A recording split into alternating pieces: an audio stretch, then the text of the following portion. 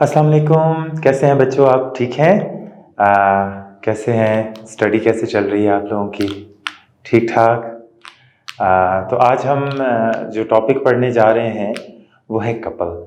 आज हम कपल के बारे में पढ़ेंगे। तो सबसे पहले हम आते हैं और देखते हैं कि कपल को जो है हम तारीफ इसकी कैसे कर सकते हैं, कपल को कैसे डिफाइन करते हैं। जब भी हम कोई चीज़ पढ़ने जाते हैं तो सबसे पहले हम उसकी तारीफ पढ़ते हैं, क्योंकि अगर हमें तारीफ समझ में आ जाती है तो बाकी सब चीज़ें भी समझना हमारे लिए आसान हो जाता है। तो चलें सबसे पहले इसकी तारीफ पढ़ते हैं। तो है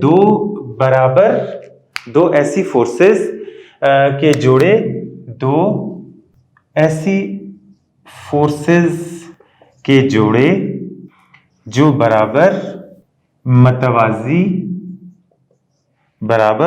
मतवाजी हों, लेकिन अमल के खतूत मुख्तलिफ हों,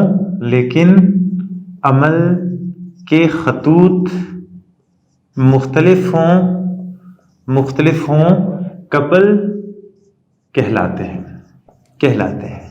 ये हमारी कपल की तारीफ है कि दो ऐसी फोर्सेस के जोड़े जो बराबर हों, मतवाजी हों, लेकिन उनके अमल के खतूत जो हैं वो मुख्तलिफ हों, ऐसी फोर्सेस को हम कपल कहते हैं। कपल जो है वो बहुत ही अहम फोर्सेस हैं। हम अपनी ज़िंदगी में, आम ज़िंदगी में बहुत सारी ऐसी फोर्सेस को देखते हैं कि जो कपल कहलाती हैं, और कपल की मदद से काम करना जो है वो बहुत ज़्यादा इजी हो जाता है, बहुत आसान हो जाता है। अभी इस तारीफ को जो है सबसे पहले समझने की कोशिश करते हैं, और इसकी मिसाल के लिए हम मिसाल जो लेते हैं वो लेते हैं स्टीयरिंग की मिसाल।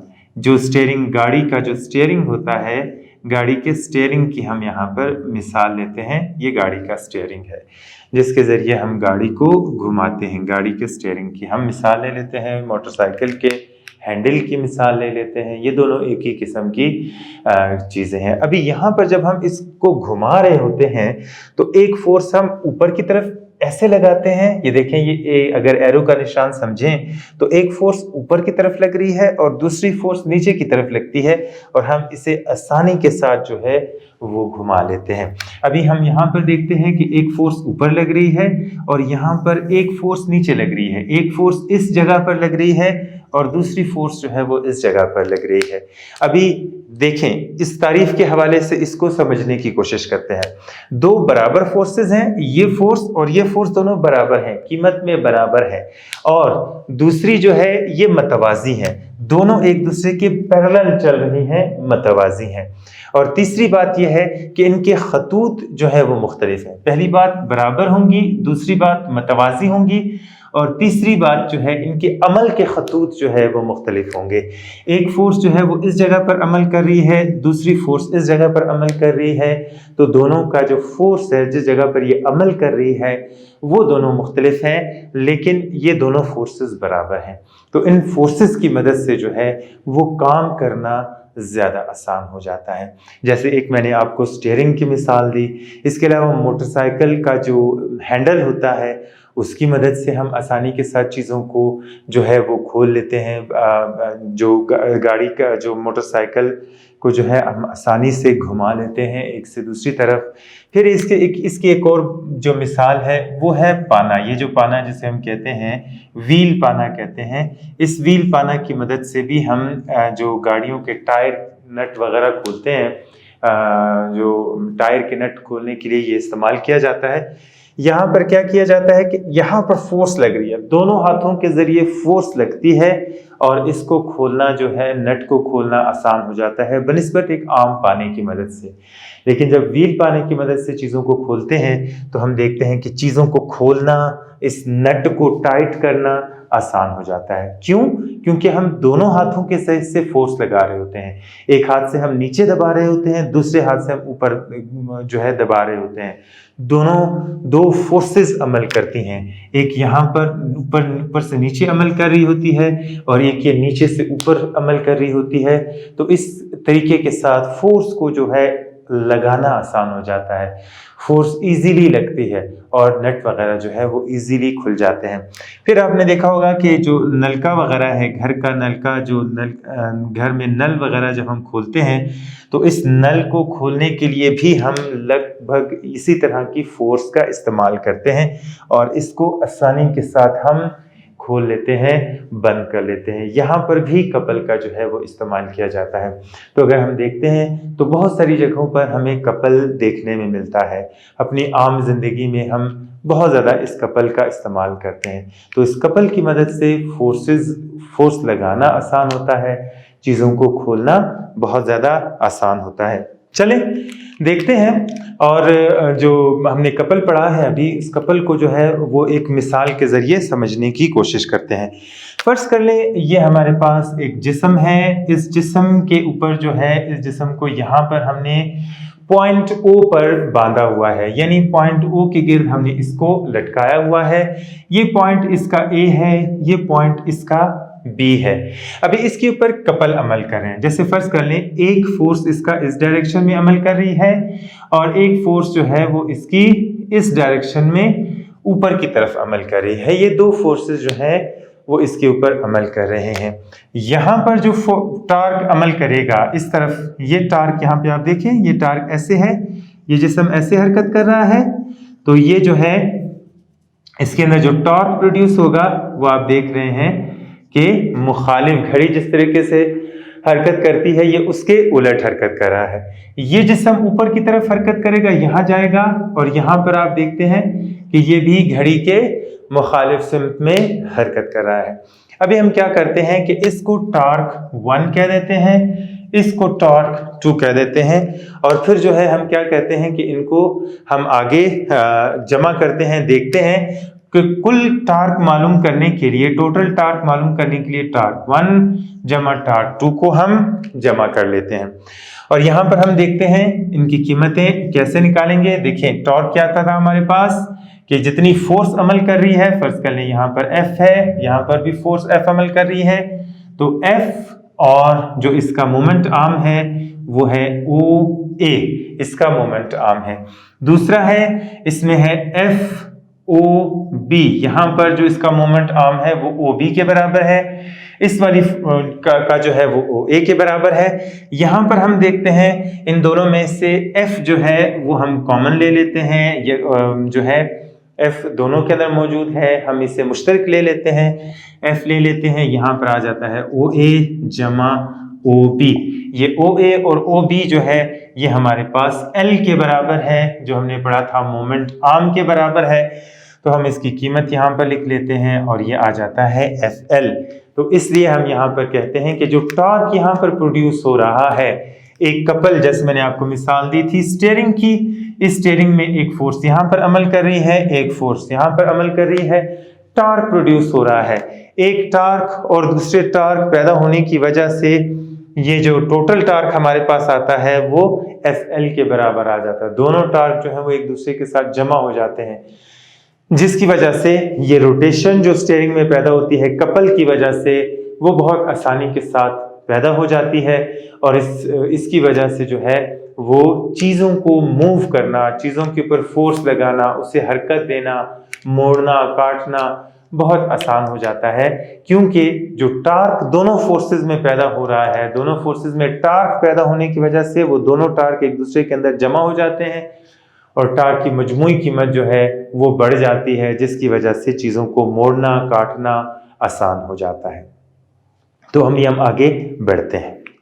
आगे बढ़ते हैं, हम देखते हैं कि एक और बहुत अहम टॉपिक जो है हम इसके बाद पढ़ेंगे कपल के बाद, और वो है इक्विलिब्रियम।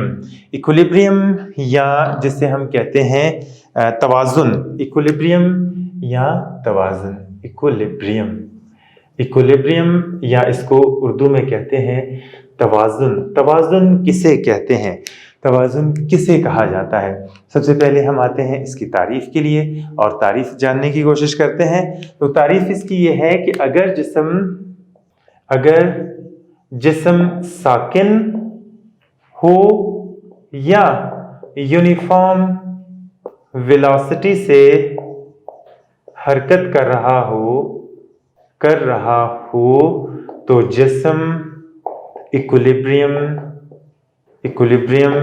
की हालत में होगा। ये जो है इक्विलिब्रियम की तारीफ है जो हम यहां पर करते हैं। तो चलें इक्विलिब्रियम को मजीद आगे बढ़ते हैं, इसकी इक्विलिब्रियम की तारीफ को भी समझने की कोशिश करते हैं। यहां पर एक चीज है कि जिस्म या तो साकिन हो या वो यूनिफॉर्म वेलोसिटी से हरकत कर रहा हो, तो उस जिस्म को हम कहेंगे कि ये इक्विलिब्रियम की हालत में है।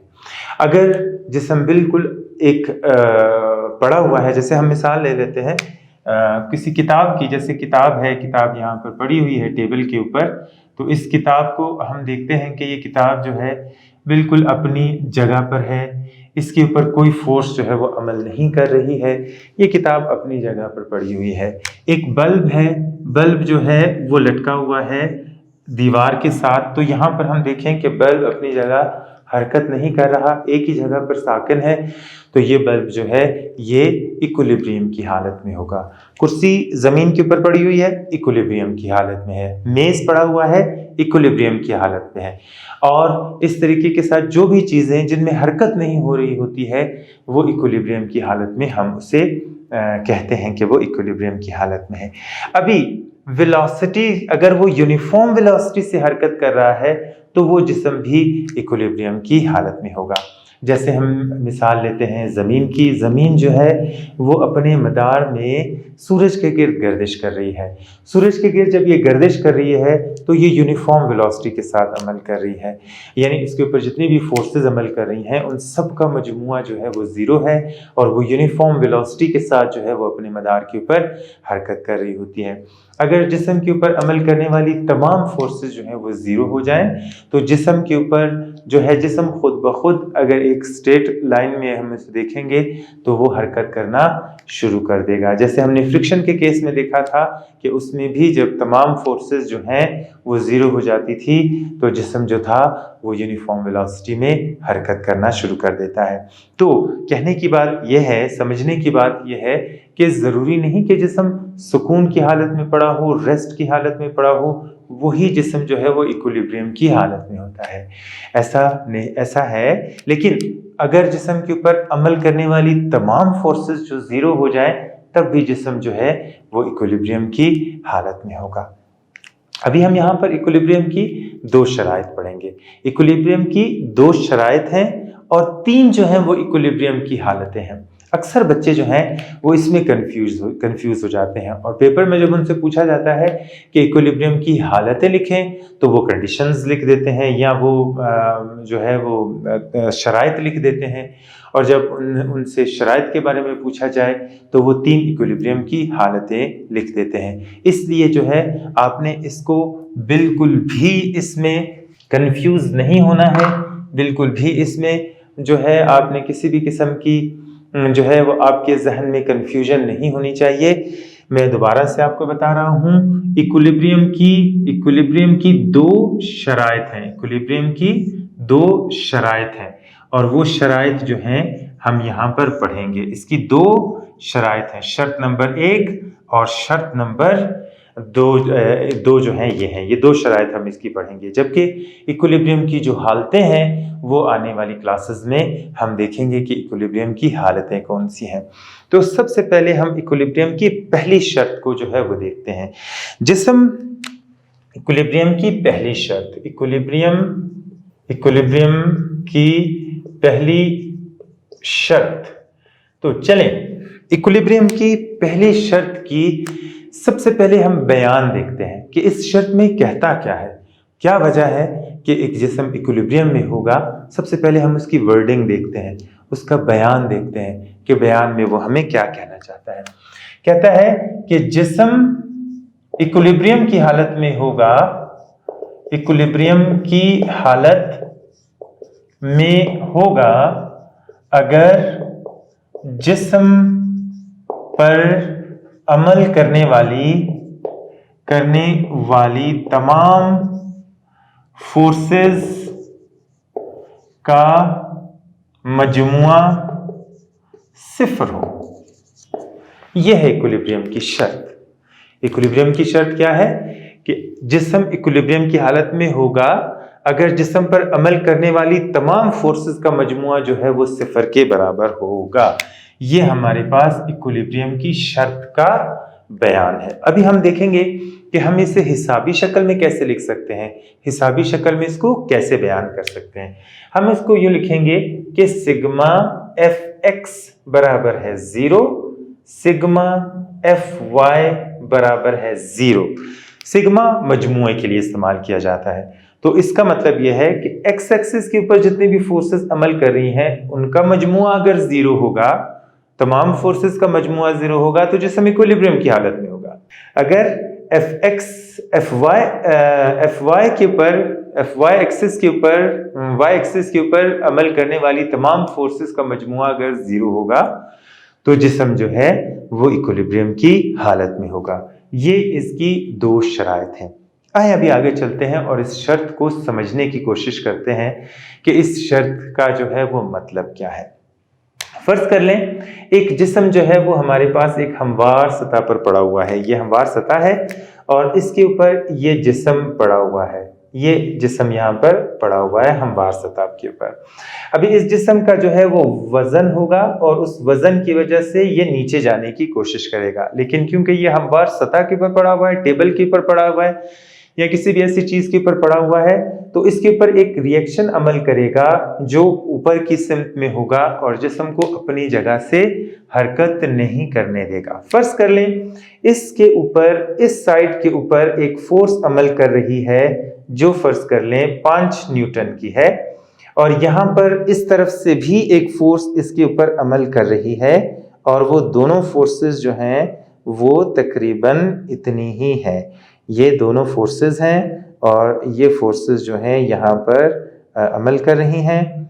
यहाँ पर हम देखते हैं ये फोर्सेस हैं और ये फोर्सेस जो अमल कर रही हैं वो इस डायरेक्शन में है। चले मैं यहाँ से एक बार बना लेता हूँ।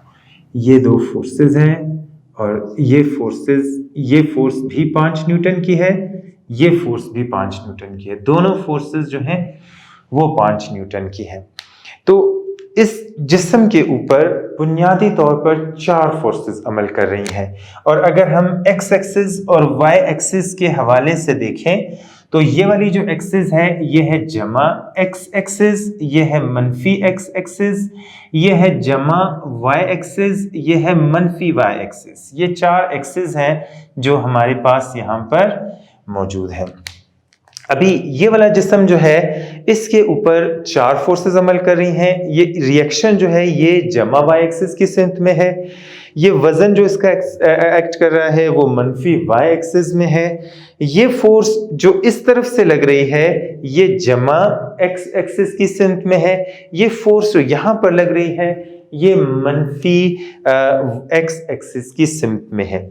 तो इन तमाम फोर्सेस का मजमुआ जो है वो सिफर होगा, क्योंकि ये मनफी की सिमत में अगर है, ये मस्बत की सिमत है, तो ये दोनों फोर्सेस अपने असर को ज़ाहिर कर देंगी और ये W नीचे की तरफ, R ऊपर की तरफ प्लस Y एक्सिस की तरफ है, ये दोनों अपने असर को जो है वो ज़ाहिर कर देंगी, जिसकी वजह से क्या होगा कि इस जिस्म पर अमल करने वाली तमाम एक्स एक्सिस का मजमुआ सिफर होगा। एक्स एक्सिस के ऊपर जो है वो हमारे पास जो फोर्स अमल कर रही है वो कौन सी होगी, एक R है और मनफी W है, ये दोनों एक दूसरे को कैंसिल कर देंगी।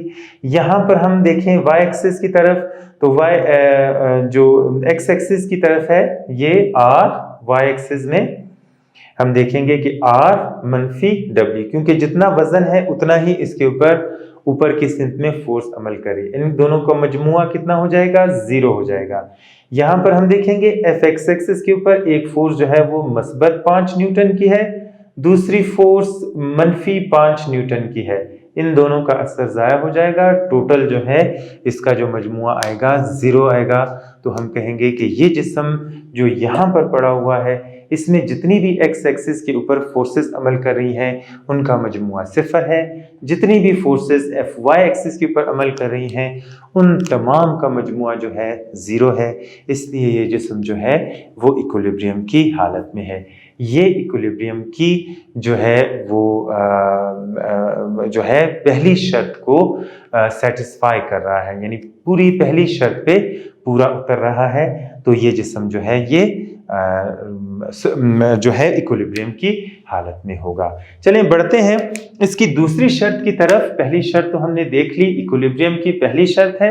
इक्विलिब्रियम की दूसरी शर्त अभी हम देखते हैं। इक्विलिब्रियम की दूसरी शर्त क्या है कि किसी जिस्म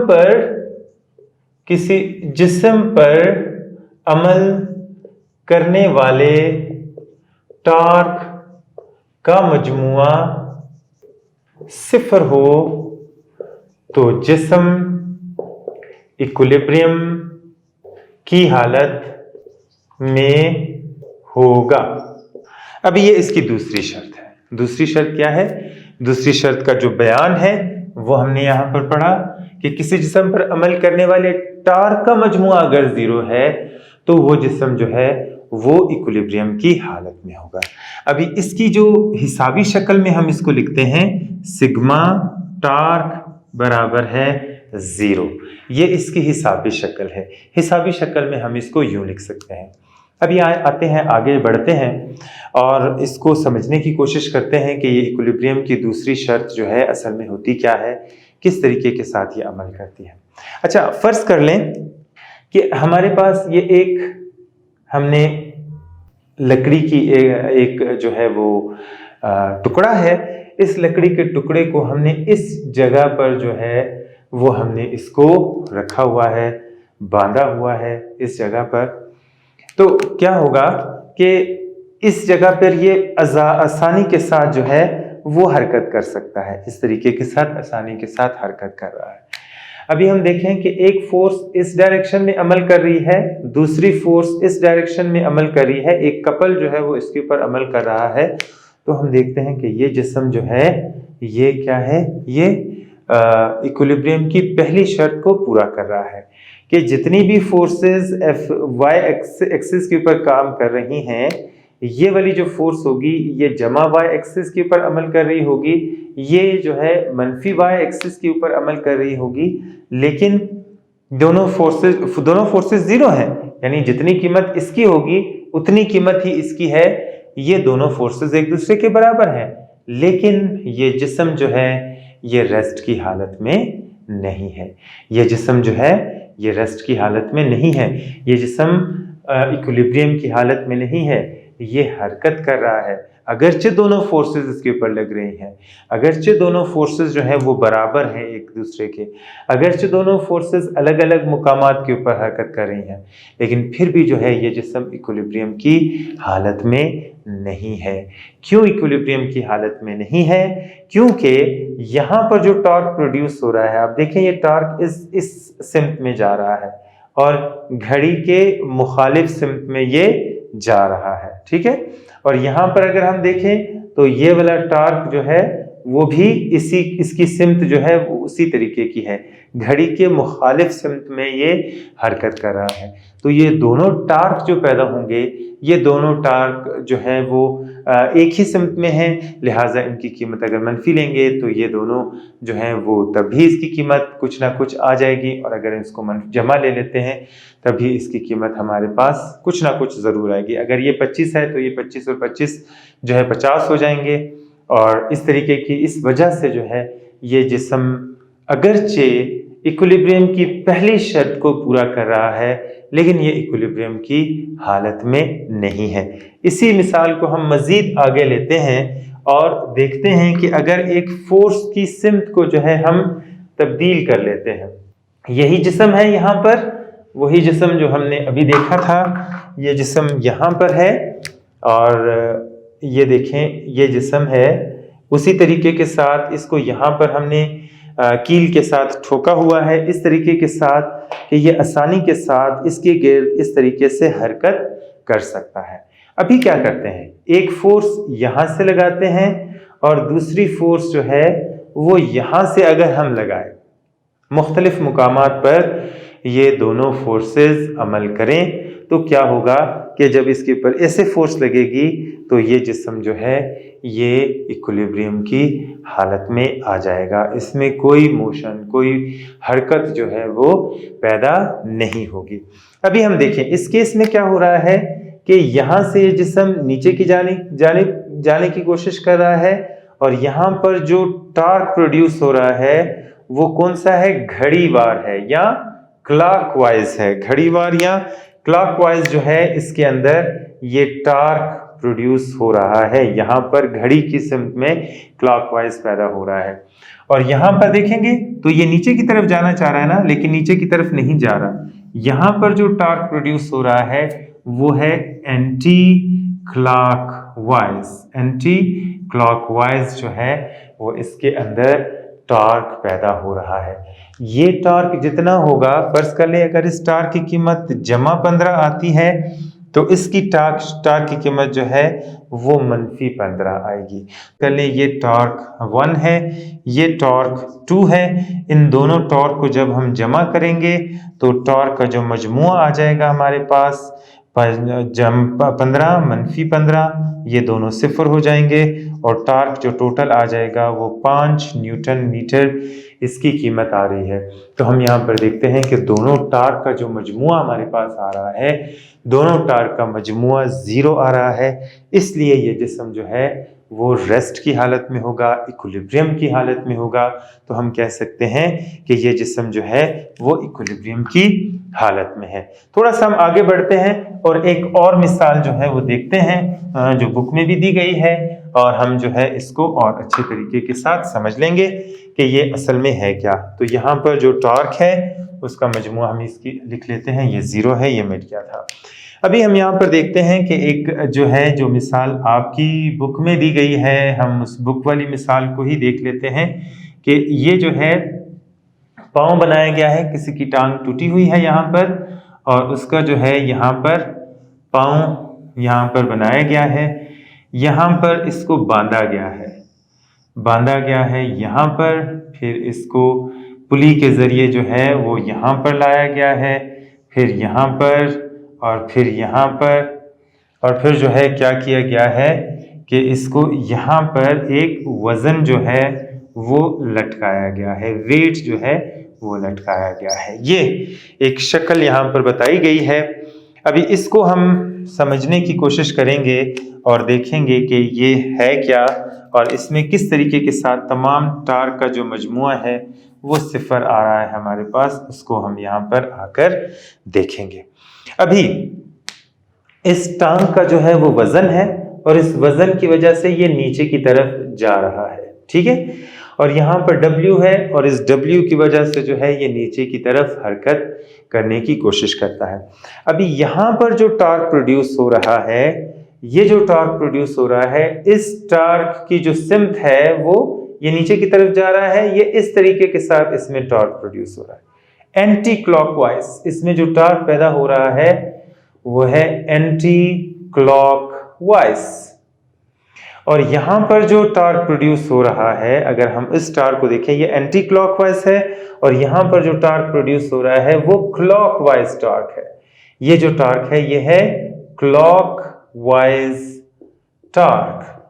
तो इसको यहाँ पर बैलेंस करने के लिए, इस टांग को यहाँ पर बैलेंस करने के लिए, सीधा रखने के लिए इसके ऊपर यहाँ पर वजन लटकाया गया है जो इसके बराबर है, इसकी मुनासिबत से वजन इसके ऊपर लटकाया गया है।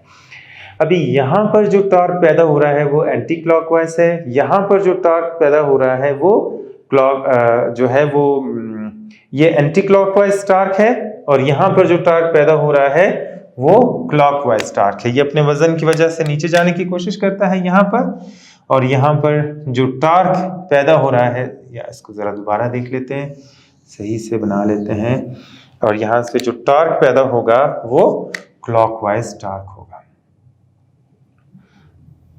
ये क्लॉकवाइज टॉर्क इसके अंदर पैदा हो रहा है। यहाँ का जो टॉर्क है वो एंटी क्लॉकवाइज है, यहाँ का जो टॉर्क पैदा हो रहा है वो क्लॉकवाइज टॉर्क है।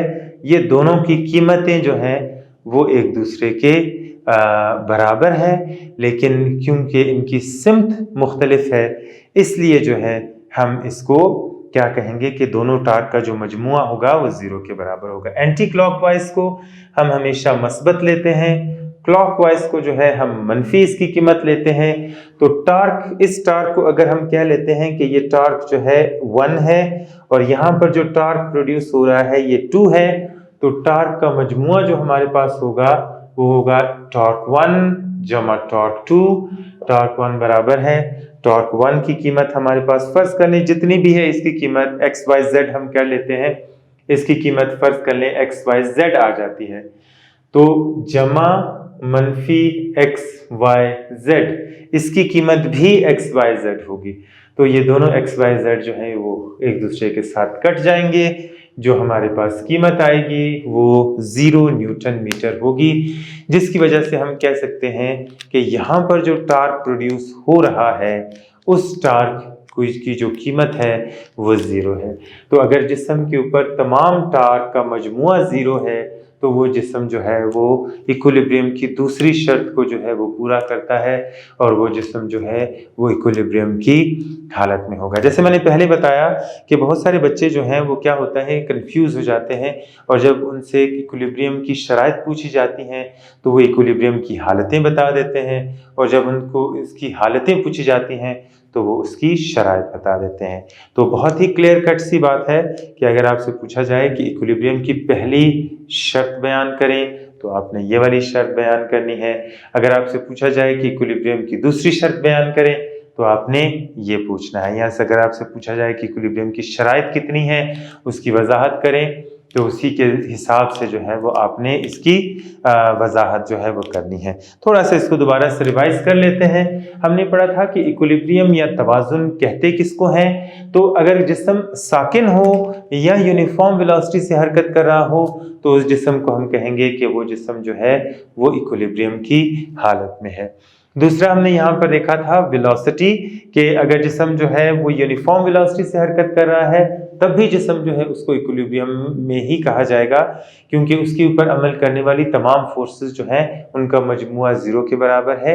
इसलिए वो जिस्म जो है वो क्या होगा कि यूनिफॉर्म जो है इक्विलिब्रियम की हालत में होगा, तवाजुन की हालत में होगा। हमने इसकी पहली शर्त पढ़ी और पहली शर्त में हमने देखा उसका बयान पढ़ा कि जिस्म इक्विलिब्रियम की हालत में होगा अगर जिस्म पर अमल करने वाली तमाम फोर्सेस का मजमुआ 0 होगा। अगर किसी जिस्म पर भले जितनी भी फोर्सेस अमल कर रही हैं अगर हम उनको जमा करें तो जमा करने के बाद जो हमारे पास जवाब आए वो 0 के बराबर हो तो वो जिस्म इक्विलिब्रियम की हालत में होगा। जैसे हमने एक मिसाल ली, ये जिस्म है, इसका वजन है, वजन की वजह से ये नीचे जा रहा है लेकिन ये टेबल जो इसके ऊपर पड़ा हुआ है ये इसको ऊपर की तरफ धक्का दे रहा है, इसका रद्द-ए-अमल के तौर पर इसको ऊपर उठा रहा है। तो ये एक्शन और रिएक्शन दोनों एक दूसरे के बराबर हैं।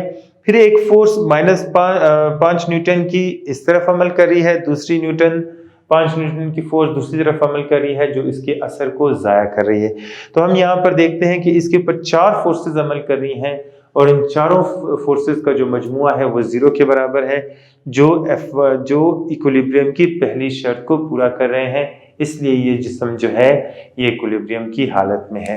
दूसरी हमने पढ़ी थी, इक्विलिब्रियम की दूसरी शर्त ये थी कि किसी जिस्म पर अमल करने वाली टार्क का मजमुआ 0 हो तो जिस्म इक्विलिब्रियम की हालत में होगा।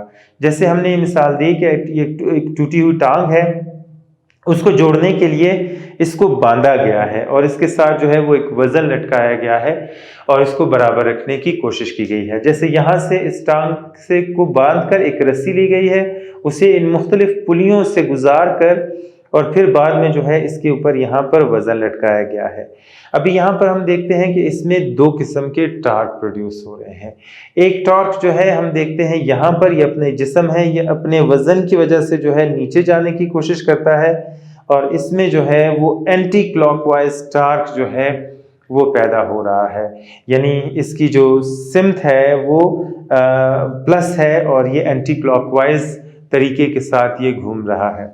जबकि यहाँ पर ये जो वजन इसके साथ लटकाया गया है इसको बैलेंस करने के लिए, इसमें जो पैदा हो रहा है, जो टॉर्क प्रोड्यूस हो रहा है जो टॉर्क पैदा हो रहा है वो क्लॉकवाइज टार्क है। और इस क्लॉकवाइज टार्क की वजह से जो है क्या है कि ये जिस्म इक्विलिब्रियम की हालत में है, क्योंकि ये दोनों टॉर्क जो हैं वो एक दूसरे को कैंसिल कर रहे हैं। अगर हम टार्क का मजमुआ मालूम करना चाहें, इसको टार्क 1 कह दें, इसको टार्क 2 कह दें, तो हम इन दोनों को जमा करें। अगर इसकी कीमत फर्ज कर लें XYZ है, फर्ज किया है हमने कि इसकी कीमत जो यहाँ पर टार्क प्रोड्यूस हो रहा है इसकी कीमत जमा XYZ है, क्योंकि ये एंटी क्लॉकवाइज सिम्त में है, इसकी कीमत को हम मस्बत लेंगे।